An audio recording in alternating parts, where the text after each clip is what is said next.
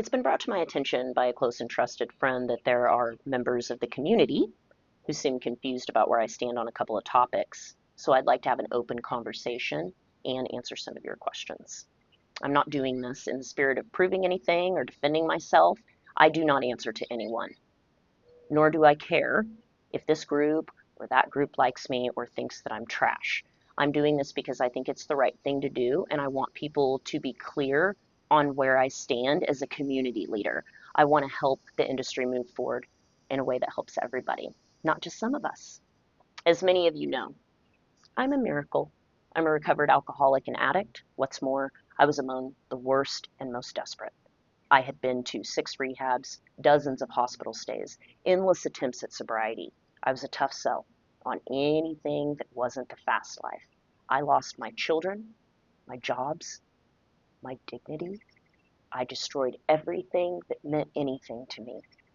When I stepped into the clinic for the first time, I told my counselor, I want off this shit and I want out of here in a year. I'm not going to be a slave to this. And so it was. A year to the day, I walked out of the clinic and I never returned. That is called harm reduction. It's not ideal, but what is life-saving is not always ideal. Without that, I would not have survived. I would have succumbed to harder things, and it would have taken me. The slope is slippery and steep, and most of us don't even make it. Without harm reduction, things like making sure folks on the street have in, more people will perish.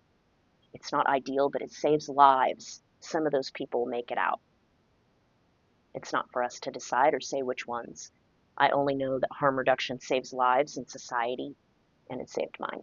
I will never support the removal of harm reduction from dog training. If we support the banning of all tools that we don't like, we're essentially agreeing to outlaw forms of harm reduction. If that's the case, that cannot just be applied to dogs in society. We'd also have to apply it to people.